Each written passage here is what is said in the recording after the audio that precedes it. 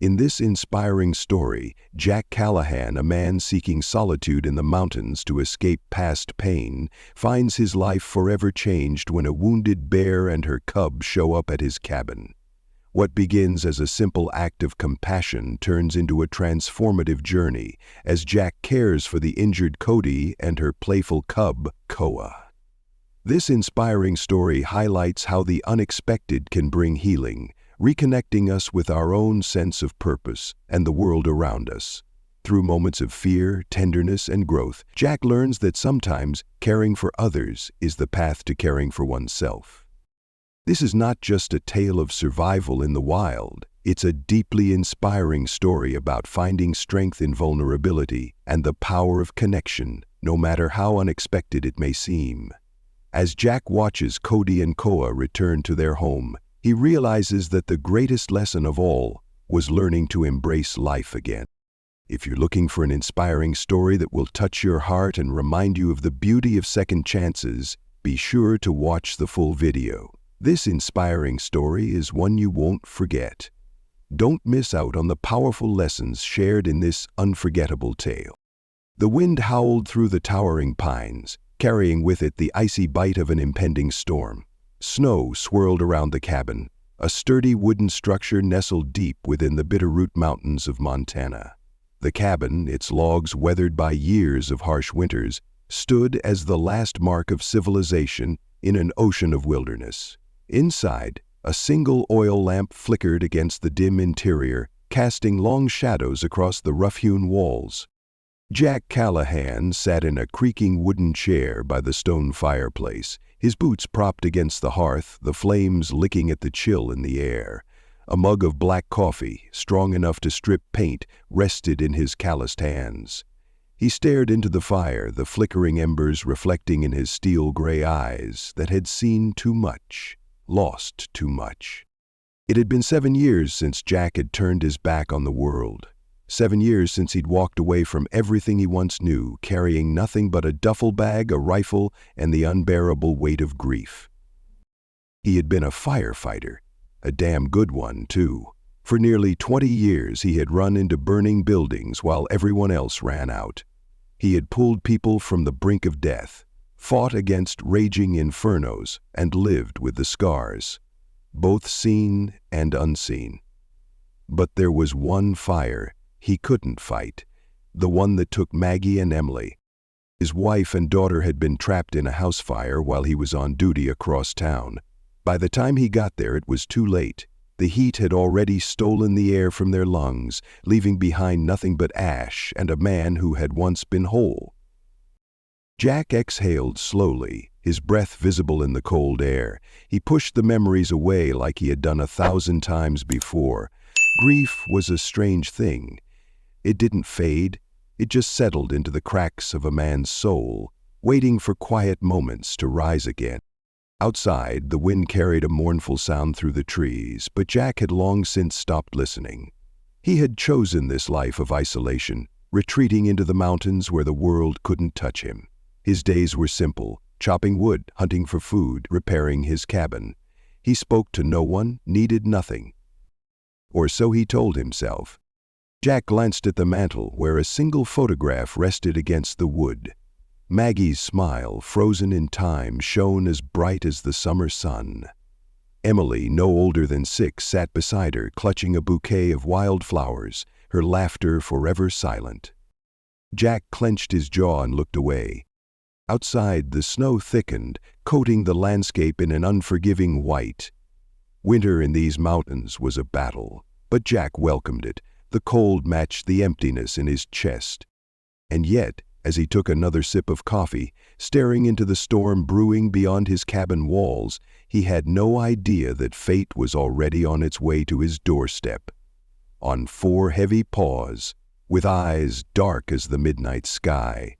Tonight, his solitude would end. The first sound was nearly swallowed by the wind. Just a faint muffled thud against the thick blanket of snow. Jack barely noticed it at first. The storm had rolled in fast, howling through the trees like a restless ghost, shaking the cabin's wooden frame. He was used to the noises of the wild, the groan of pine boughs under heavy snow, the distant crack of ice shifting, the occasional coyote's lonely howl. But this was different. A low, labored grunt, followed by the soft whimper of something small. Jack straightened in his chair, his senses sharpening. He set down his coffee, listening intently. Another sound, closer this time.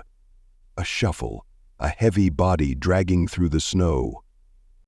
Jack stood, his instincts prickling. He grabbed the hunting rifle from where it leaned against the wall, then moved toward the door.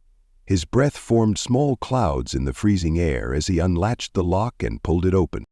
What he saw made him freeze in place. At the edge of his porch, a massive bear lay collapsed in the snow. Her thick fur was matted with blood, the dark stains stark against the fresh white drifts. Her body rose and fell with shallow, labored breaths, and her eyes, small, dark, filled with something Jack hadn't expected, fixed on him. Not aggression, not fear. Something closer to pleading. Jack's pulse pounded in his ears. Every instinct screamed at him to step back, to shut the door, to not get involved. A wounded bear was a dangerous bear, even if she didn't have the strength to attack. Then he heard it. A cry, high-pitched and desperate. From behind the mother bear, a small cub tumbled forward, its fur the color of rich autumn leaves. It was barely larger than a Labrador retriever, but its tiny body trembled violently from the cold. The cub let out another heartbreaking cry, then climbed onto its mother's chest, pawing at her fur. The mother let out a deep, rumbling moan. A sound of exhaustion, of pain, of something Jack couldn't quite define. He swallowed hard.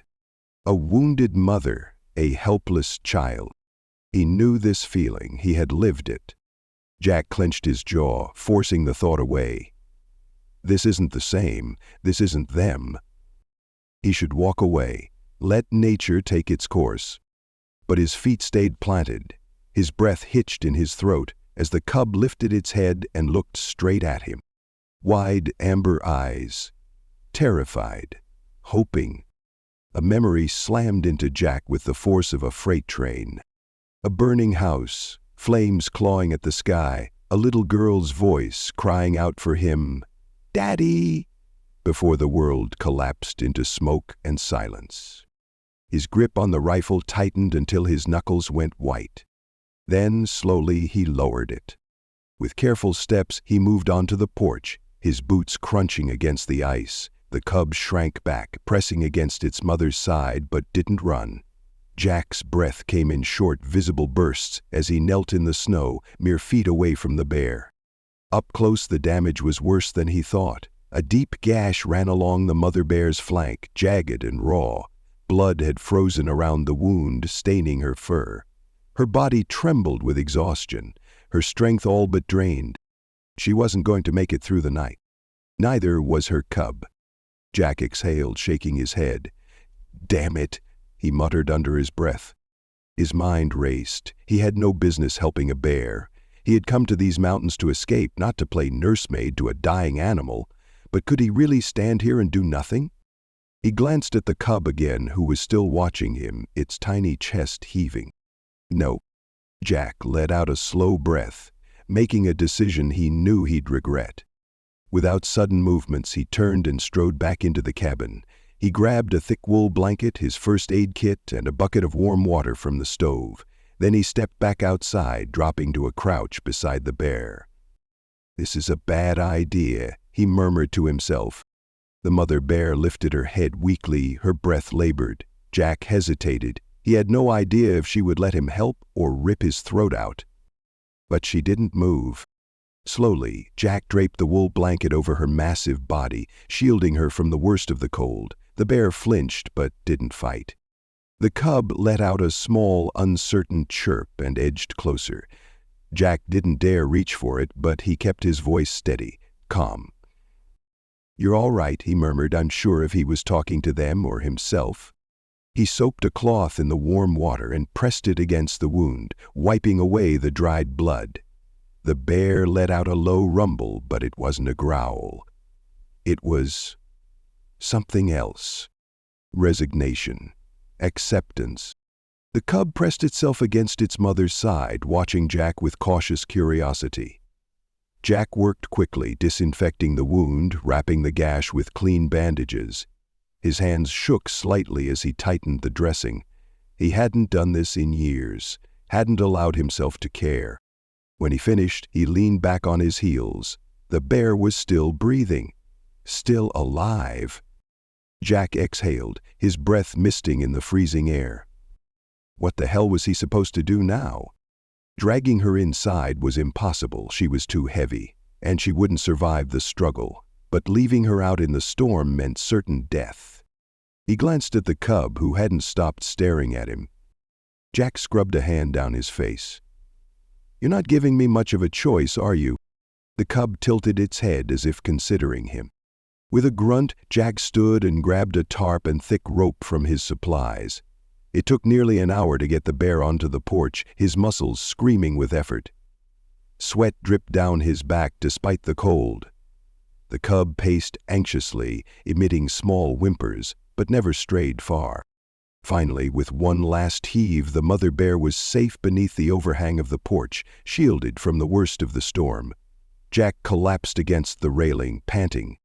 The cub climbed onto its mother's back and nestled into her fur, letting out a soft, contented chirp. Jack stared at them, exhausted. What the hell had he just gotten himself into? For the first time in 7 years, he wasn't alone. And that terrified him. Tomorrow, everything would change. The storm raged on through the night, snow piling high against the cabin walls, the wind howling like a restless spirit. Inside, Jack sat by the fire, arms resting on his knees, watching the slow rise and fall of the mother bear's chest. Kodi. That's what he had decided to call her. Strong, like the Kodiak bears of Alaska. She hadn't moved much since he dragged her onto the porch, but she was still breathing. That was something. The cub Koa was curled up beside her, his tiny body pressed close for warmth. Every so often he let out a soft, anxious chirp, as if checking to see if his mother was still there. Jack leaned back against the wooden floor, exhaling. What the hell was he doing? He had spent years keeping himself isolated, keeping his distance from anything or anyone that could remind him of what he had lost. And now he was caring for a wounded bear and her cub? He shook his head. He should have left them, let nature take its course. But he hadn't.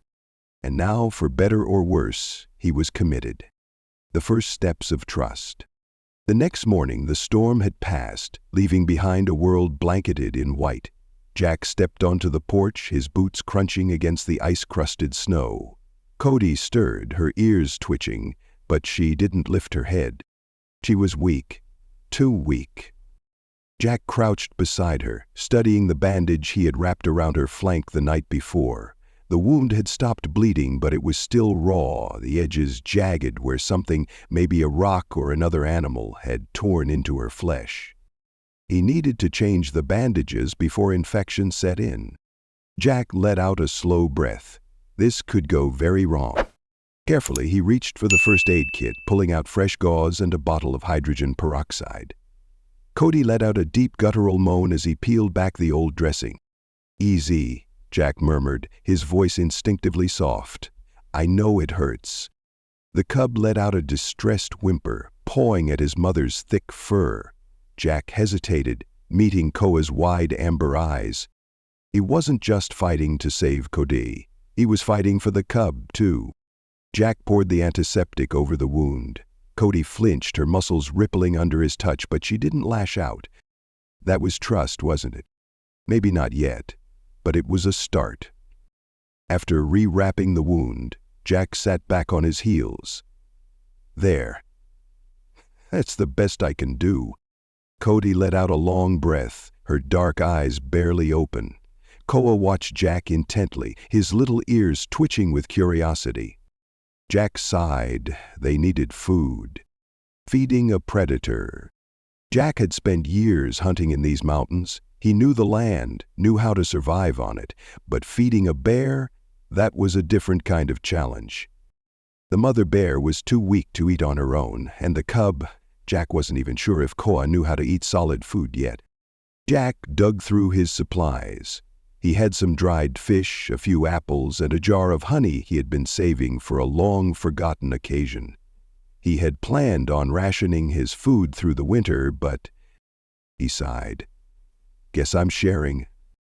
Jack cut the fish into small pieces and placed them on a wooden plank, setting it just inches away from Kodi's nose. Then he poured a small amount of honey over the fish, hoping the scent would spark her appetite. For a long moment, nothing happened. Then her nose twitched. Jack didn't move. He barely breathed as he watched Kodi's massive head lift just slightly. With slow, deliberate movements, she sniffed the food. Then, "Weak but determined?" She took a bite. Jack exhaled. Koa padded over hesitantly, sniffing at the remnants of honey on the wood.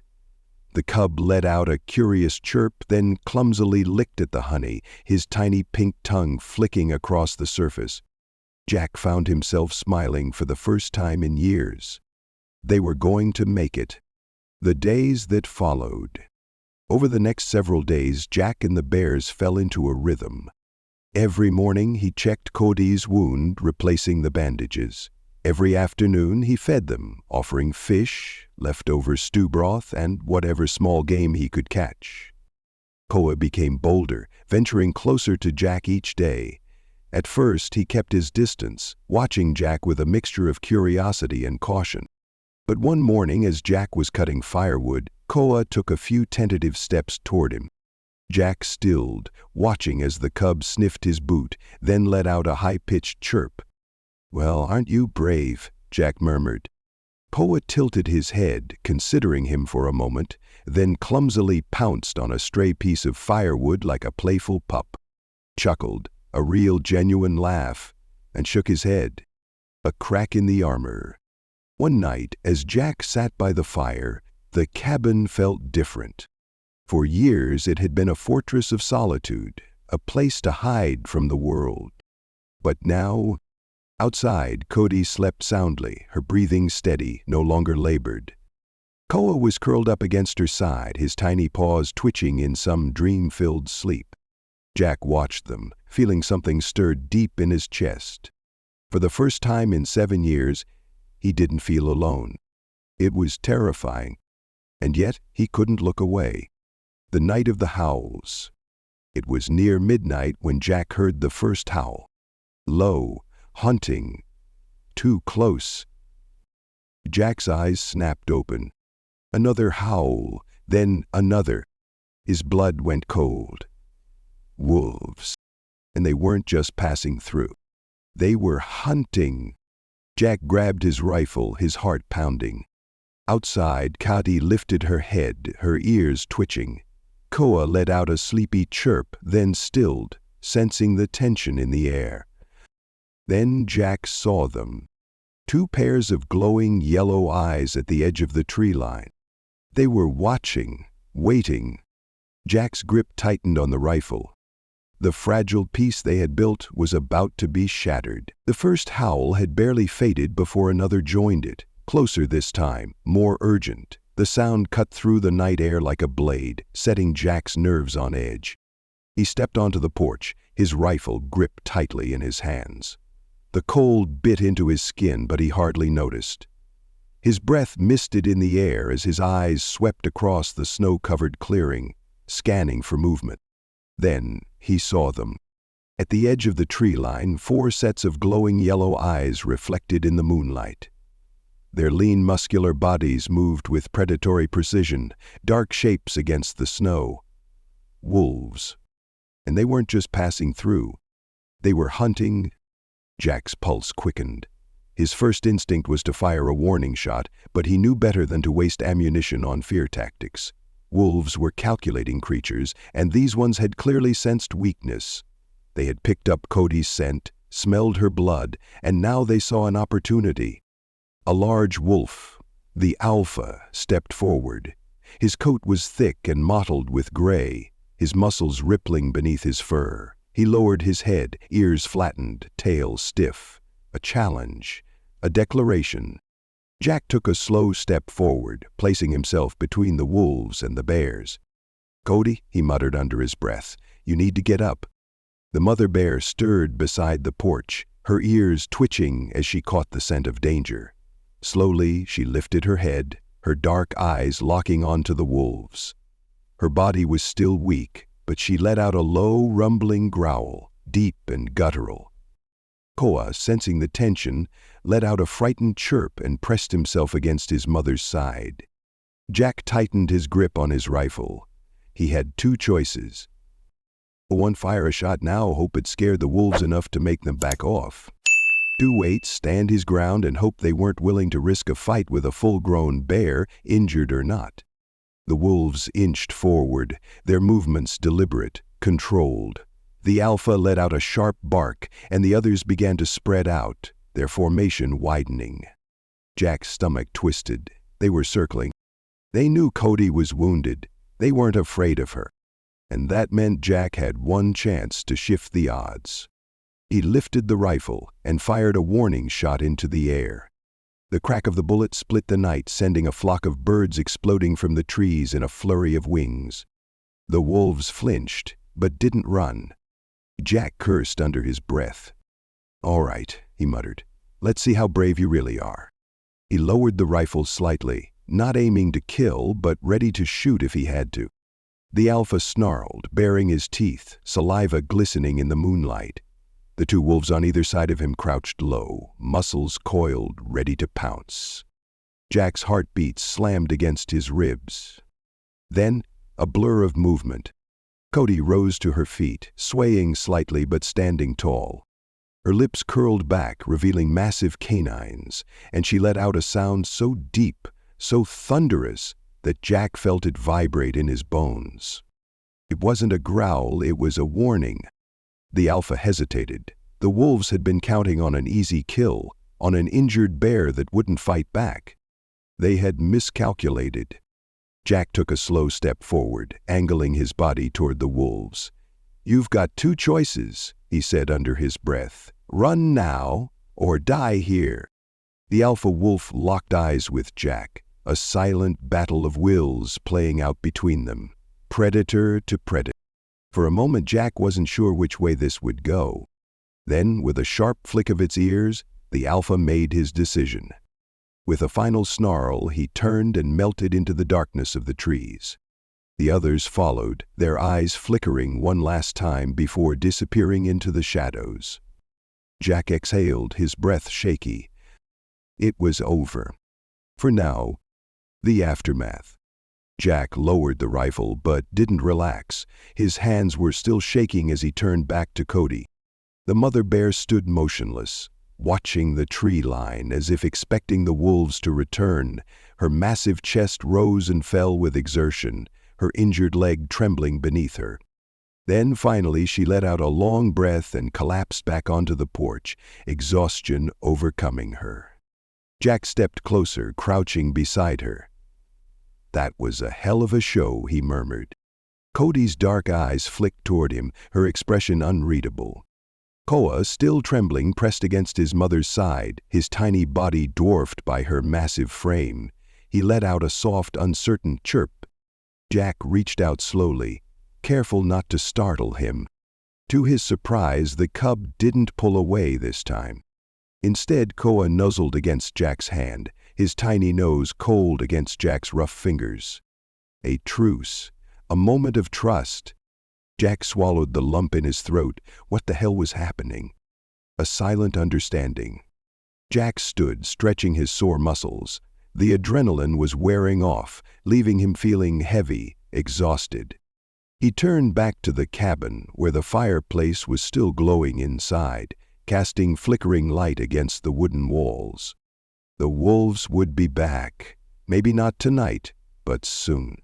He had a decision to make. He could do what he had always done, keep his distance, let nature take its course, let the bears go their own way. Or he could commit to seeing this through.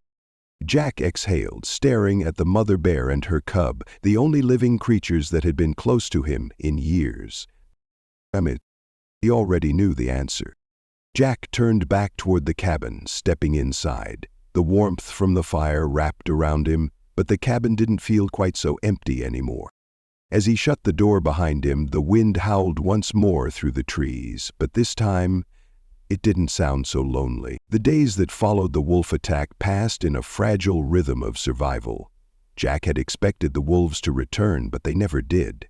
Maybe they had found easier prey. Maybe the sight of a wounded bear still willing to fight had been enough to deter them. Whatever the reason, the cabin and its occupants remained untouched. Kodi was healing. Slowly, steadily, she was getting stronger. Jack could see it in the way she moved. The first few days after the standoff, she could barely stand, let alone walk more than a few steps. But now she was putting weight on her injured leg, venturing farther from the porch, sniffing at the tree line with the quiet attentiveness of a creature preparing to return home. Jack told himself that was a good thing, that it was what he wanted. But deep down, a part of him, a part he didn't want to acknowledge, knew that when she left, she'd take something with her. Something he wasn't sure he'd get back. A growing bond. Koa, however, had no intention of leaving Jack alone just yet. The cub had grown bold, playful. Each morning, as Jack stepped out onto the porch with his coffee, he was greeted by a bouncing ball of fur pouncing on his boots or swatting at falling snowflakes. Jack grumbled, but the truth was, he didn't mind. Not anymore. One morning, while splitting firewood, he felt a tug at his pant leg. He looked down to see Koa, staring up at him with wide amber eyes. Jack raised an eyebrow. "What? You want to help?" The cub let out a chirp, then smacked at the log Jack had just split. Jack let out a low chuckle. The first time in years a sound like that had left his throat without feeling foreign. "All right, kid," he muttered, reaching for another log. "But I ain't paying you." Signs of departure. By the time a week had passed, Jack knew it was almost time. Kodi was moving more confidently, her strength returning in full. She no longer stayed on the porch, instead exploring the clearing in front of the cabin, sniffing the wind like she was waiting for something unseen to call her home. Jack had spent so long helping her heal that he hadn't let himself think about what would happen next. But now there was no denying it. She didn't belong here, neither did Koa. Jack knew that. He just wasn't sure if he was ready for them to go. The last night, the snow had started melting, just enough to hint at the changing season. Jack sat on the porch that evening, staring out at the forest. Kodi was nearby, lying in the snow, while Koa was chasing his own tail in clumsy, mischievous circles. Jack reached into his coat pocket, pulling out a small bag of dried fish, one of the last from his winter supply. He set it down near Kodi. She sniffed it, then, without hesitation, took a bite. Jack watched her. "You're ready, aren't you?" he murmured. Kodi lifted her head slightly, her dark eyes locking onto his. She wasn't just ready. She had made her decision. Jack swallowed hard. He forced a smirk. "Well, guess I don't make great company after all, huh?" Kodi just blinked, unbothered. Koa, oblivious to the moment, tumbled over himself as he tried to pounce on a stray leaf. Jack exhaled, rubbing a hand over his face. "Yeah," he muttered. "Figured this day was coming." The farewell. The next morning they were gone. Jack stepped onto the porch, half expecting to see Koa bounding toward him. But the clearing was empty. No mother bear, no cub. Just silence. Jack's chest tightened. He told himself this was how it had to be. That he had done what needed to be done. They had survived. That was all that mattered. Right? But as he stood there, staring at the empty stretch of snow, the cabin felt different. Not just empty. Hollow. For 7 years, Jack had chosen solitude. He had told himself that he didn't need anyone. that if he didn't care, he couldn't lose again. But now he wasn't so sure. The unexpected gift. Jack spent the rest of the day going through the motions, chopping wood, checking his traps, fixing the fence. But his mind wasn't on any of it. By nightfall, he had finally convinced himself to let it go. Then, as he stepped back onto the porch, he saw it. A small pile of fresh fish and berries sitting near the steps. Jack froze. His heart pounded in his chest. Slowly he knelt, reaching out. The fish were fresh, still cold from the river, the berries ripe, carefully placed.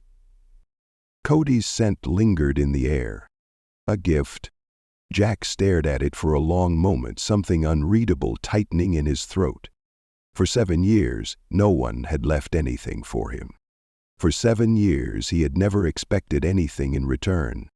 But now, for the first time in a long time, he wasn't sure he wanted to be alone anymore. He sat down on the porch steps, staring at the fading light beyond the trees. For the first time since coming to this cabin, the silence didn't feel like a prison. It felt like a choice. A choice he was finally ready to reconsider. Jack Callahan had spent 7 years avoiding the world. 7 years convincing himself that he was better off alone, that he belonged out here in the silence, with no one to disappoint, no one to lose.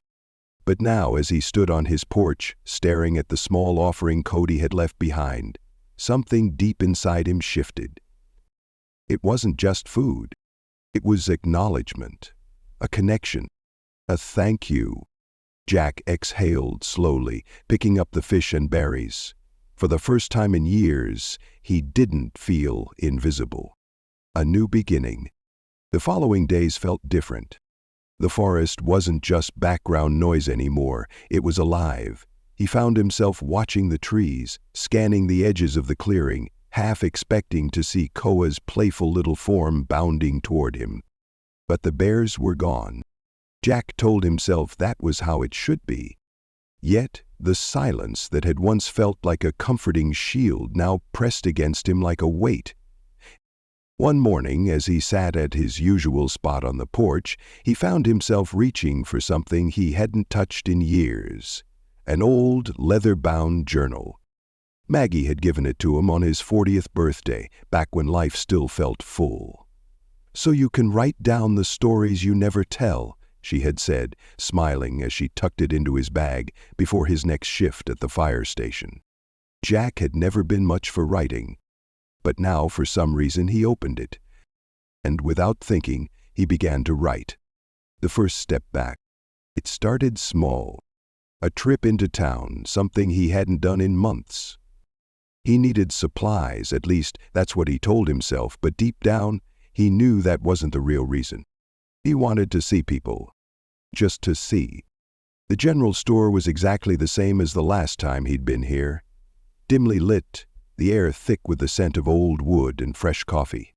The clerk behind the counter, a man named Tom, squinted at him for a long moment before breaking into a grin. "Well, I'll be damned," Tom said, leaning forward. "Callahan, you still alive up in that cabin of yours?" Jack huffed a laugh, scratching at his beard. "Something like that." Tom's eyes twinkled. "You coming back to the land of the living or just needing more coffee?" Jack smirked.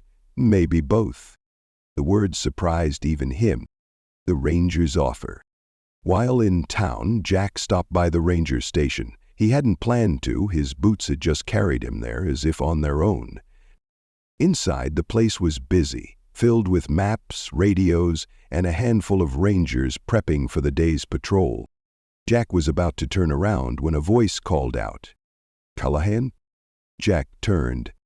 Tom Hayes, one of the head rangers, was standing near the doorway, arms crossed. Jack nodded. "Hayes." The ranger stepped forward, his gaze sharp. "I heard you had some unusual visitors up at your cabin." Jack's brow furrowed. "Who told you that?"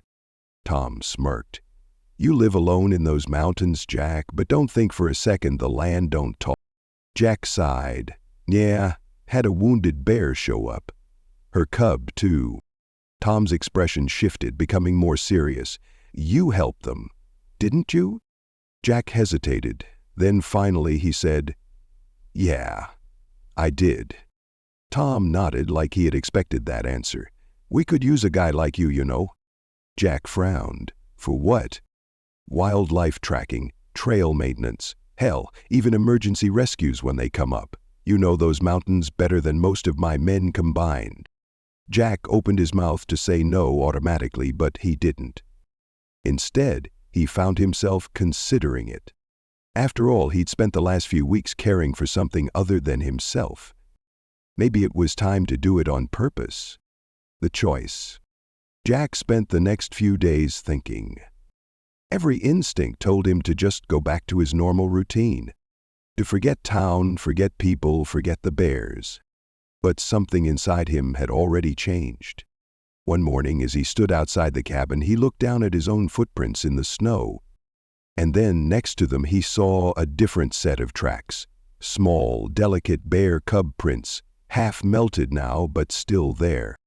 A piece of the past that had left its mark. Jack closed his eyes. And then, for the first time in years, he packed a bag. The first real goodbye. Jack returned to town that afternoon. Tom was waiting for him, leaning against the ranger station's porch rail like he knew Jack would come. Jack tossed his bag down beside him. "You still got that job open?" Tom grinned. "Always."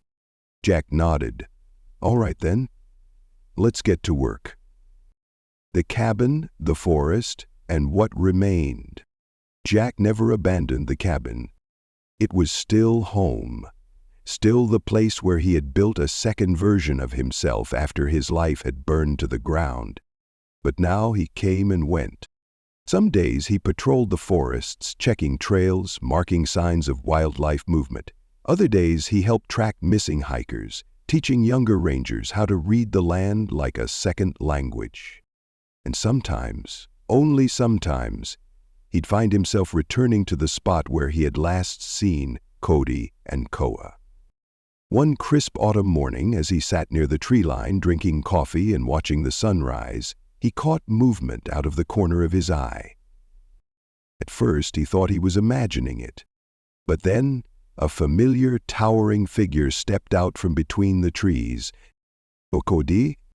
She was bigger, stronger, fully healed. And at her side, just a little behind her, Koa. The cub wasn't so small anymore. He had grown, his once clumsy movements replaced by the confident strides of a young bear learning his place in the wild. Jack and Kodi locked eyes across the clearing. No words were spoken. They were never needed. But in that moment, Jack knew. She remembered, and in some small, quiet way, she was saying goodbye. Jack nodded, lifting his coffee in a silent toast. Then, just as quickly as they had appeared, Kodi and Koa turned and vanished into the trees once more. This time, Jack didn't feel the loss. He just felt grateful. Grateful for what had been, grateful for what had changed. And for the first time in a long time, grateful for what was still to come. Life has a way of leading us down paths we never intended to take. For years, Jack Callahan isolated himself, believing that solitude was the only way to protect himself from pain. But when an injured bear and her cub showed up at his cabin, he was faced with a choice: to walk away or to care. In helping them, he unknowingly helped himself.